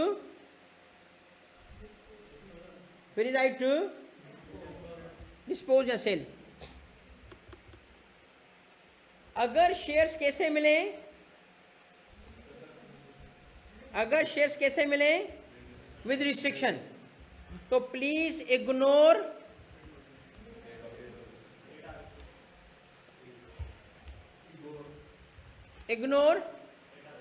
date of, irrelevant है ये, इसकी कोई वैल्यू नहीं, इग्नोर। फेयर मार्केट किस डेट का लेंगे, सपोज करते हैं उन्हीं 3000 शेयर्स पे इस दिन वैल्यू था 135, इस दिन वैल्यू हो गया 140। हमारी एक्चुअल जो हमने पेमेंट की थी वो थी 360। अब शेयर्स इशू हुए कैसे, विथ रिस्ट्रिक्शन। मुझे बताएं सैलरी में कितना ऐड करोगे, सैलरी में कितना ऐड करोगे, 135 के हिसाब से या 140 के हिसाब से? तो आप ये क्यों 140 ले रहे हो, क्योंकि शेयर कैसे इशू हुए, विद रिस्ट्रिक्शन हुए। इसका मतलब जिस ईयर में ये शेयर्स मिले उस ईयर में टैक्स नहीं होंगे, जिस ईयर में उन शेयर का फ्री राइट मिला उस ईयर में सैलरी में टैक्स करेंगे। अगर ये दो अलग अलग ईयर्स हो गए तो मिलने वाले ईयर को इग्नोर करेंगे, जब फ्री राइट मिला उस ईयर में हम उसको टैक्स करेंगे। एक आखिरी केस है वो, फ्री राइट से पहले भी आ सकती है बात, यानी विदाउट रिस्ट्रिक्शन में फेयर मार्केट किसका, डेट ऑफ इशू का। विदाउट रिस्ट्रिक्शन में, विदाउट रिस्ट्रिक्शन में डेट ऑफ इशू का फेयर मार्केट लेंगे, विद रिस्ट्रिक्शन में date of free right. Okay, आखिरी बात इसकी यह है कि अगर लेट सपोज, ये इतना डिफर क्यों कर रहा है, सपोज मिसाल लेता हूं, ये था टैक्स ईयर 2024 और ये चला गया टैक्स ईयर 2025। भाई आपको शेयर्स मिले हैं 24 में, 24 में टैक्स नहीं कर रहा, डिफर कर रहा है टैक्सेशन को, क्योंकि हकीकत में शेयर्स मिले तो सही मगर बेनिफिट तो नहीं आया। रियल सेंस में मैं ओनर ही नहीं बना क्योंकि बेच ही नहीं सकता। रियल ओनर तो वो होता है जो बेच सके, तो हकीकत में मिलके भी नहीं मिले, तो रियल सेंस में कब मिले, रियल सेंस में कब मिले, देखिए ना राइट। मैं पूरा ओनर उस वक्त बनता हूं जब मैं क्या कर सकूं, बेच सकूं। बेच सकता हूं नहीं, जब बेच ही नहीं सकता तो किसका मतलब, टैक्स लॉ ने यहां ख्याल रखा कि यार देखो, वो तो फुरी टैक्स लगा देता है, पहले सर उड़ा के पूछते नाम क्या है तेरा, हाँ? वो तो वो जालिम, वो तो टैक्स पहले लगाएगा, मगर वो टैक्स लगाने को डेफर कर रहा है, जाने दो, क्योंकि सैलरी रिसीव्ड बेसिस पे टैक्स होता है, तो रियल सेंस में रिसीव तो हो, तो डेफर कर दिया टैक्स को, खैर है जाने दे, बाद में टैक्स कर लेंगे, मिलेगा तो टैक्स होगा, मिलेगा तो टैक्स होगा। अब मिलने के लिए 1 साल भी डेफर हो गया, होने दो, टैक्स कर दिया उसने। ऑनलाइन बेटा ये चीजें क्लियर है। अब सुने, इस बंदे ने शेयर्स मिले ना, तो एक दोस्त से मशवरा किया कि यार पैसे की ज़रूरत है, शेयर्स पड़े हैं, बेच नहीं सकता, क्या करूं? उसने कहा शेयर्स पड़े हैं, बेचते, तुझे किसने रोका है? नहीं नहीं, एम्प्लॉयर ने शेयर दिए हैं, ज़रूरत भी बड़ी है, लोन लूँ किसी से, यार ये अगर मैं बेच पाता तो बड़ा अच्छा होता। उसने कहा भाई एम्प्लॉयर ने क्या कहा है, यार एम्प्लॉयर ने रिस्ट्रिक्शन लगाई हुई है मेरे पे, 1 साल तक नहीं बेच सकते, ज़रूरत आज की है। तो उसने कहा एम्प्लॉयर की रिस्ट्रिक्शन क्या लीगल रिस्ट्रिक्शन है या एम्प्लॉयर की पॉलिसी है? कोई लीगल रिस्ट्रिक्शन नहीं है। बेचोगे तो गैर कानूनी काम कर रहे हो, जेल में जाओगे, या एम्प्लॉयर थोड़ा सा डांट डपट करेगा, नौकरी से निकाल देगा? अरे छोड़ इस एम्प्लॉयर को, बेच दे। उसने क्या कहा, उसने कहा अच्छा आज ही, फिर बता आज ही क्या, ले ले। तो इसका मतलब क्या हुआ कि एक पॉसिबिलिटी तो है भाई, एक पॉसिबिलिटी तो है कि फ्री राइड से पहले ही बेच दे, क्योंकि रिस्ट्रिक्शन कानून की नहीं है, किसकी है? उसको कौन पूछता है? दो लोगों के बारे में पहले ही बता चुका हूं तुम लोगों को। दो लोगों से हमेशा याद रखना जिंदगी में कि उनको लगे, उनके सामने डरे डरे दिखने चाहिए, डरना नहीं चाहिए। एक है एम्प्लॉयर, एक है बीवी। बीवी और बॉस से डरा डरा दिखना चाहिए, डरना नहीं चाहिए। उसको लगे कि ये मुझसे, मगर हकीकत में डरना नहीं चाहिए, करना अपना दिल के काम चाहिए। अल्लाह करे मेरी बीवी ना सुनाओ, आमीन।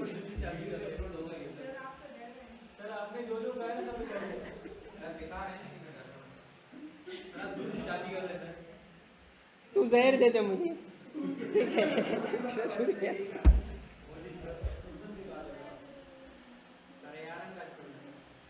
मेरा बेटा जो बाहर से दिखता है वो हकीकत में होता नहीं है। ये इस भाई की एडवाइस सुन लो, अगर तुम्हें दुनिया में ही खुदकुशी करनी है तो 2 शादियां कर लो। मैं तुम्हें बता रहा हूँ, जो लोग कहते हैं ना कि दूसरी की वजह से पहली ज़्यादा मोहब्बत करती है, मैं तुझे बता रहा हूँ सुन लो, जितनी नफ़रत पहली करती है ना बेटा, उसके बाद और दूसरी वक्त के साथ बोलती है कि नहीं तू चेंज हो गया है। अब आप कहेंगे कि आपको कैसे पता चला, क्या आपकी भी कोई सीक्रेट तो नहीं है? बेस्ट फार्मूला मैं तुम लोगों को बताता हूँ, जो कि दुनिया का सबसे मोस्ट पावरफुल फार्मूला है। मेरे एक दोस्त ने अप्लाई किया, 8 साल तक सक्सेसफुल रहा, उसके बाद जो उसकी जिल्लत हुई,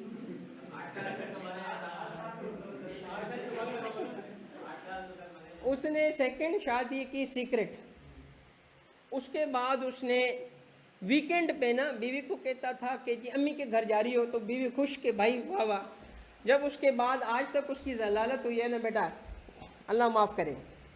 इसीलिए मुर्शिद एक ही काफ़ी, बस अल्हम्दुलिल्लाह हम खुश हैं। समझ गए मैसेज किसको दिया हमने? बता के क्या करेंगे? तू बेटा आगे, तू आ तू आ, तू पठान बचा है ना, तू आ आगे, तू आ, तुझे पता चलेगा, तू आ सिर्फ आ, ठीक है बेटा। अब आपको मैं क्या चीज़ें समझाऊं, मुझसे टैक्सी पढ़ लो, छोड़ो इन बातों को। इसके लिए नया कोर्स होगा, बिल्कुल सही है। मगर चूंकि तुम मेरे बच्चे हो इसलिए बताना ज़रूरी है कि कोशिश करना कि नहीं करो। ठीक है, चलो आगे बढ़ो आगे बढ़ो। अच्छा भाई, तो देखें अगर व्हाट इफ वो कहते हैं खुदकुशी वाला जुमला पहले भाई, पागल छोड़ दे यार, आगे बढ़ जा। कहते हैं वो मुफ्ती तारिक मसूद, बेटा ये सब्सक्राइबर बढ़ाने का अच्छा तरीका है, यंग बच्चों को 4-4 शादियों की बातें करो। वाह वाह वाह, मुफ्ती साहब मुफ्ती साहब मुफ्ती साहब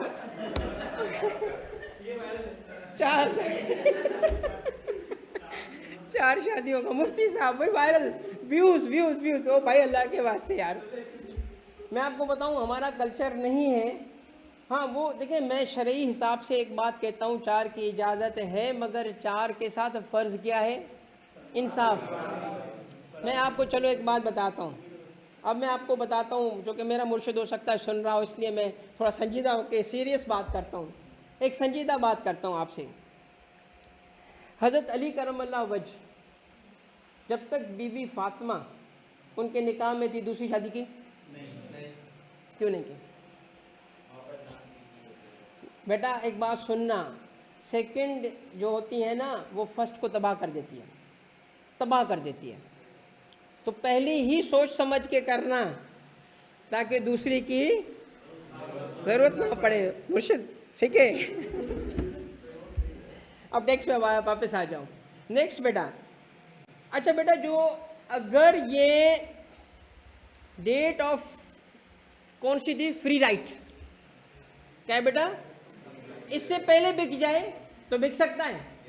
अब मुझे एक बात बताएं, मुझे बेटा एक बात बताएं कि व्हाट इफ के सिचुएशन ऐसी हो कि मिला तो 24 में, फ्री राइड था सपोज कर लो 26 का, मगर व्हाट इफ के बेटा वो डिस्पोज हो चुका है 25 में, पॉसिबल है कि नहीं है?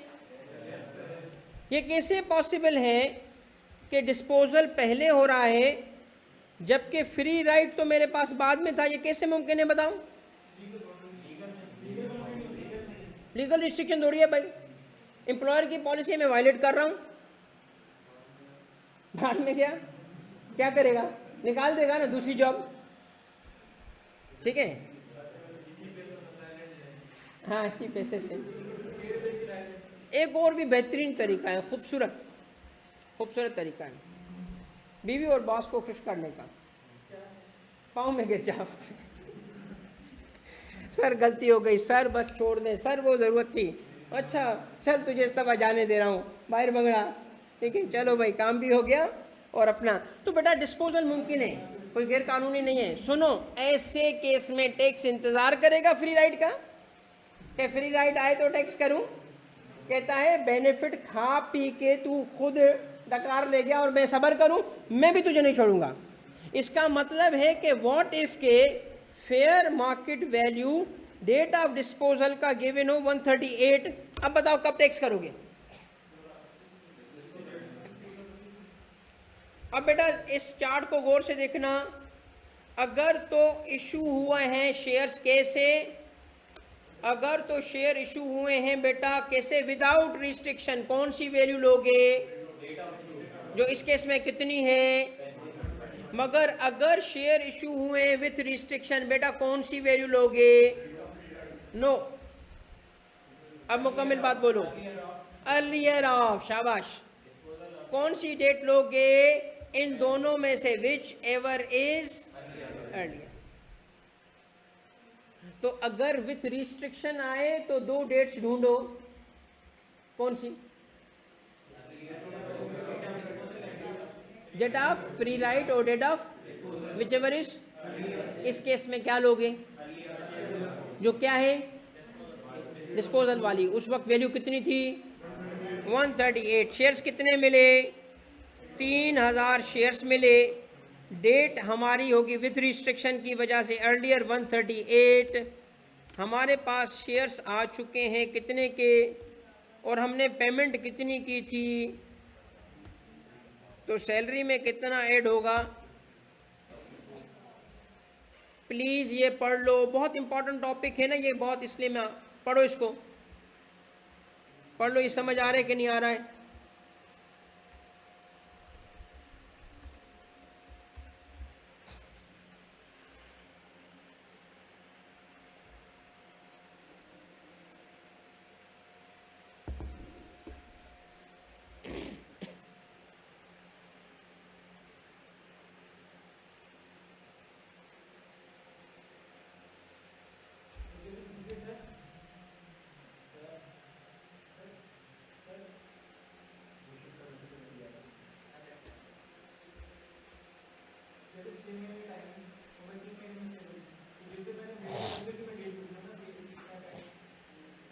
जिस दिन बेचा उस दिन की। क्लियर है भाई?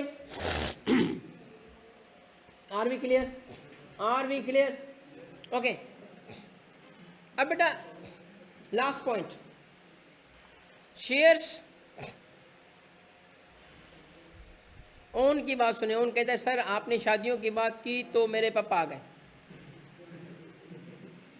आगे की बात तो सुना, फिर क्या हुआ? अच्छा भाई नेक्स्ट क्या है?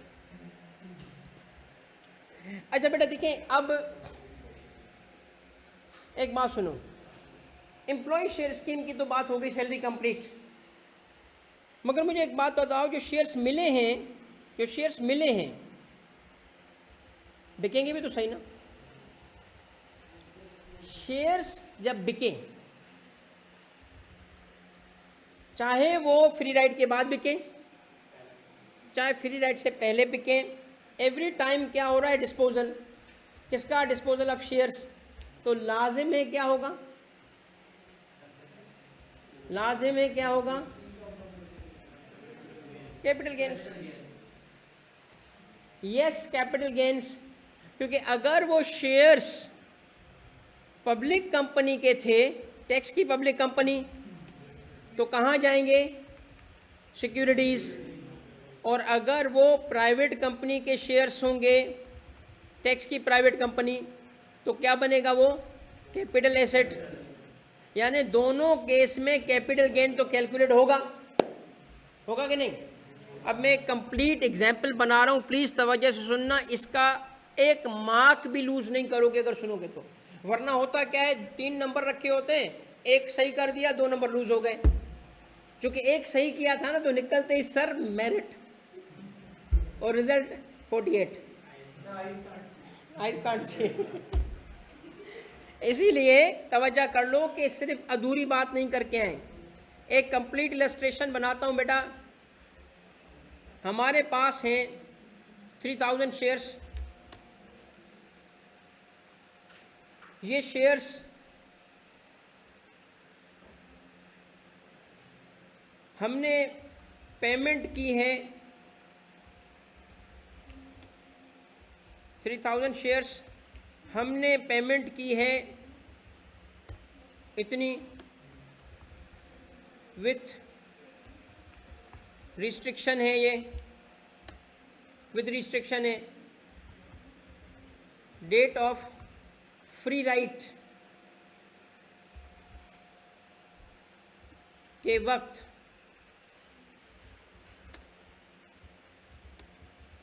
डेट ऑफ फ्री राइट के वक्त फेयर मार्केट वैल्यू है 140, डेट ऑफ डिस्पोजल के वक्त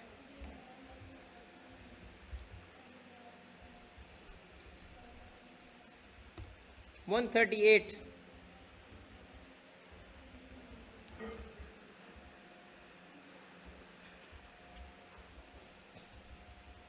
ठीक है।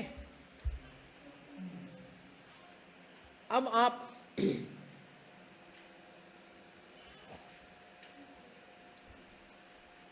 अगर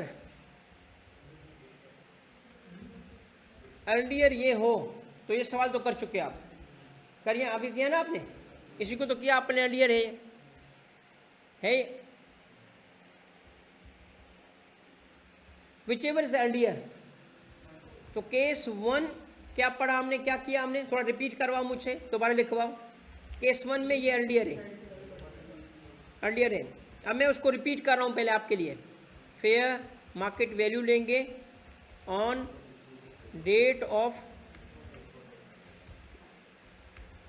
डिस्पोजल,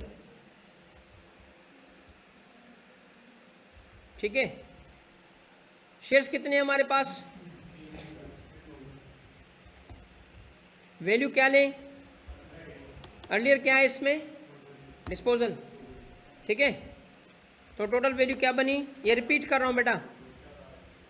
और हमने कंसीडरेशन पेड क्या की है बताओ। तो ये अभी अभी हमने देखा कि सैलरी में ऐड होगा इन दोनों का। क्या इस पे आप क्लियर हो, ऑनलाइन क्लियर हो भाई। अब आप क्या कर लो, ये केस 1 था, आप खुद इसे, ये अर्लियर है करके दिखाओ। केस 2,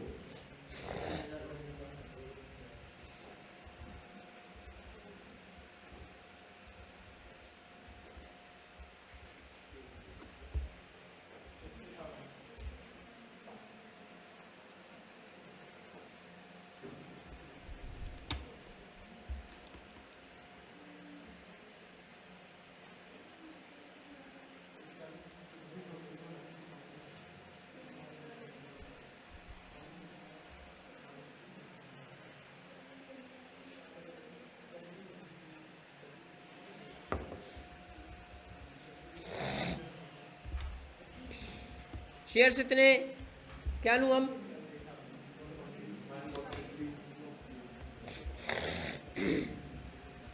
140, और कंसीडरेशन पेड वही है, 60 सैलरी में ऐड होगा, ओके।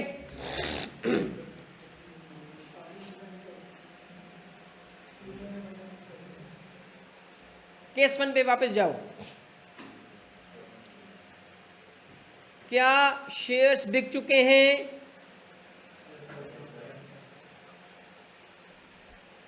यार बबीता जी, दादा चाय, वो उसकी चाय पे ही नजर है बस। बबीता जी की ये कौन कौन है भाई? अच्छा भाई, तो केस 1 में शेयर बिक चुके हैं, बिक चुके हैं भाई। अभी तो पड़ी एक बात, शेयर बिकेंगे तो गेन भी तो कैपिटल, इसका ये क्यों लूज कर रहे हो पॉइंट? एवरी टाइम शेयर बिकेंगे कैपिटल गेन भी वर्क करना है भाई आपने। तो कैपिटल गेन कैसे कैलकुलेट होता है? नहीं, रुक जाओ, सबको समझाने दो। सही कहा आपने, बट सबको समझाने दो। कैपिटल गेन कैसे कैलकुलेट होता है भाई? कैपिटल गेन का इसका अगला टॉपिक है, उस वक्त पढ़ेंगे कंसीडरेशन रिसीव्ड माइनस कॉस्ट। आए जरा कैपिटल गेन इसका इस केस में कैलकुलेट करते हैं। हमें चाहिए सीआर माइनस कॉस्ट। तो सीआर तो गिवन है, सीआर तो गिवन है, क्योंकि हमने वैल्यू ली ही बिकने वाली थी। शेयर्स कितने हमारे पास, सीआर कैसे कैलकुलेट करेंगे? शेयर्स कितने बिके, कितने में बिके? 138 पे। तो सीआर तो आपके पास गिवन है भाई, है ना? अब सुन लो बहुत इंपॉर्टेंट पॉइंट, जो शेयर्स एम्प्लॉय शेयर स्कीम में मिलते हैं उसकी कॉस्ट क्या होगी, ये सुन लो बस। छोड़ो इसको, मैं इसको हटा रहा हूं यहां से। आए इसको सीखते हैं कि ये कॉस्ट क्या होगी। अब आखिरी पॉइंट के लिए मैं आपको इतनी मेहनत करके लाया था, अब आपको समझ आ जाएगी सारी बात। ये कॉस्ट गिवन किस लिए है? कैपिटल गेन के लिए, सैलरी के लिए नहीं है भाई। ये जो कॉस्ट वाला लास्ट पॉइंट है, इसका ताल्लुक सैलरी से नहीं है। किससे इसका ताल्लुक? पढ़ो क्या लिखा है। अब की बार कॉस्ट लेंगे OR SS। SS क्या है भाई?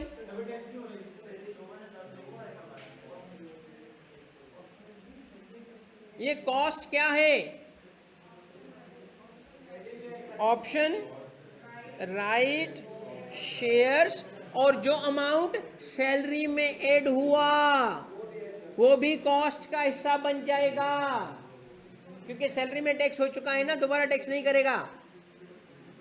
जो शेयर्स एम्प्लॉय शेयर स्कीम में मिलेंगे उसकी कॉस्ट में वो भी अमाउंट ऐड करोगे जो सैलरी में टैक्स हुआ। तो कैलकुलेट करके दिखाओ ना मुझे अब इसकी कॉस्ट भाई। क्या लूं कॉस्ट, क्या लूं कॉस्ट? बताओ ना इसकी कॉस्ट क्या लूं? सर एक्चुअल कॉस्ट ले 360, सैलरी में जो ऐड हुआ वो भी कॉस्ट में ऐड कर दें। तो ऐड करो दोनों को, पता चलेगा कि हो गया आपका गेन 0। अब सुन लो एक बात, अगर केस ये वाला हुआ 1, ये वाला हुआ केस 1, तो कैपिटल गेन ऑलवेज 0 होगा, क्योंकि कंसीडरेशन रिसीव्ड और कॉस्ट बराबर हो जाएगी। और ये अगर तुम नहीं मेंशन करोगे तो कैपिटल गेन का इंपैक्ट ही नहीं दिखा रहे हो, यू विल लूज मार्क्स। इसकी वर्किंग नहीं दिखा रहे तो लिखो कि सिंस गेन इज 0 देयरफॉर मैंने इसकी वर्किंग नहीं शो की। बताओ तो सही उसको कि गेन 0 आएगा, क्योंकि सीआर और कॉस्ट बराबर हो जाएगी। कॉस्ट बराबर कैसे हो रही है? ओ भाई जो सैलरी में ऐड हुआ वो भी तो कॉस्ट का हिस्सा बना रहे ना हम। किसके लिए? सैलरी के लिए नहीं, कैपिटल गेन के लिए। अब आए सेकंड केस की तरफ। आप चूंकि इसमें पहले क्या हो चुका है, पहले क्या हुआ है? पहले शेयर्स मिले हैं, बिके नहीं है। अभी हमने लिए, सैलरी में ऐड कराए, ऐसे है ना। केस 2 डिफरेंट था। केस 2 में अर्लियर क्या लिया मैंने? फ्री राइट अर्लियर लिया, तो इसका मतलब अभी बिके नहीं है। अब मैं इसमें इन्हीं शेयर्स को बिकवा रहा हूं केस 2 वाले के। केस 2 के जो शेयर्स थे, केस 2 अलग है, अलग केस है, डिफरेंट सवाल है। इसमें हमने किया है disposal, disposed all shares ₹8.143. Calculate capital gain.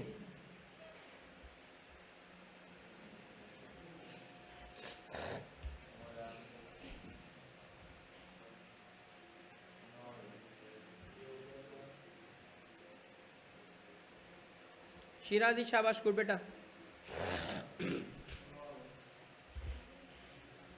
अब हमें चाहिए सीआर। सीआर के बारे में अभी अभी मैंने बताया कि शेयर्स कितने के बिके, 143 के। तो वैल्यू आ गई हमारी। अब मुझे चाहिए कॉस्ट। कॉस्ट में आपको याद है क्या क्या आएगा? कॉस्ट में एक्चुअल कॉस्ट भी आ गई और कॉस्ट में जो सैलरी में ऐड हुआ था वो भी ऐड हो गई। तो टोटल कॉस्ट मेरी बनती है कितनी?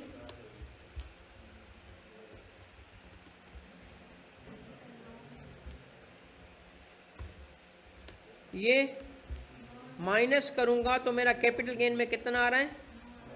ये है कैपिटल गेन। बेटा एक बात तवज्जो से सुनना, मैं इसी एग्जाम्पल को रिपीट कर रहा हूँ ताकि ये भी एग्जामिनर कभी गड़बड़ करता है, बच्चा परेशान हो जाता है। सपोज कर लो कि ये शेयर्स बिके हैं 130 पे। अब बताओ,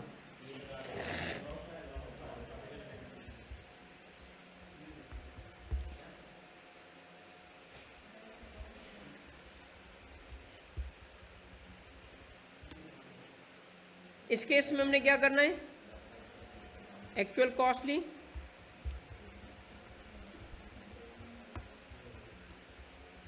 किसका लॉस है? आने दो आने दो, ये भी कंसिडर होगा। ऐसे परेशान नहीं हो कि लॉस कैसे आ गया। भाई वक्त के साथ अगर शेयर की प्राइस गिरेगी तो डिस्पोजल में लॉस आएगा, आने दो। इसका मतलब है, अब गौर से मेरा जुमला सुनना, गौर से। एम्प्लॉय शेयर स्कीम में मिलने वाले शेयर्स जब बिकेंगे कैपिटल गेन जरूर कैलकुलेट होगा। अगर एम्प्लॉय शेयर स्कीम में विद रिस्ट्रिक्शन शेयर इशू हुए थे और अर्लियर डेट डिस्पोजल की थी तो गेन जीरो होगा। समझ आया? और अगर एम्प्लॉय शेयर स्कीम में फ्री राइट पहले था तो गेन पॉजिटिव भी हो सकता है, नेगेटिव भी हो सकता है। कंप्लीट। अब इसको प्लीज पढ़ लो, पहली लाइन पढ़े, खुद पढ़ेंगे बेटा। अब आपने, मैंने मेहनत कर ली है जो मुझे करनी थी। पढ़ो पहली लाइन।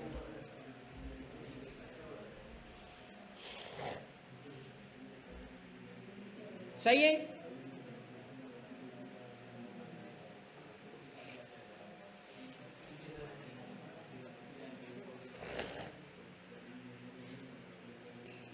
सही है बेटा? क्लियर? क्लियर? ये है प्री इश्यूएंस वाली बात। हाँ ब्रेक दे रहा हूं बेटा। ये देखें बेटा, दूसरी लाइन पढ़ें, विदाउट रिस्ट्रिक्शन। ये देखिए मेरा बात, तीसरी विद रिस्ट्रिक्शन। सारी समझ आ रही है? आ रही है? इसमें कॉस्ट क्यों नहीं है? वो सैलरी के लिए थोड़ी है भाई, वो कैपिटल गेन के लिए, इसलिए मैंने वो नहीं लिखा इसमें। ये सैलरी का फॉर्मेट है, सैलरी में नहीं आएगा कुछ भी उसकी वजह से। कॉस्ट हम कहाँ यूज करेंगे? कैपिटल गेन में, सैलरी में नहीं। ठीक हो गया बेटा?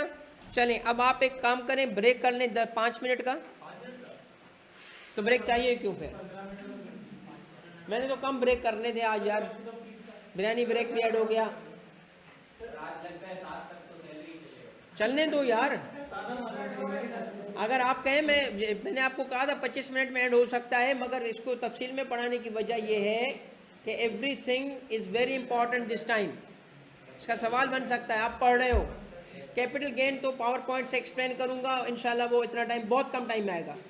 तो 3 आज के मेन टारगेट्स हैं, कैपिटल गेन, सैलरी और सैलरी अपना sales tax, numerical numerical numerical numerical.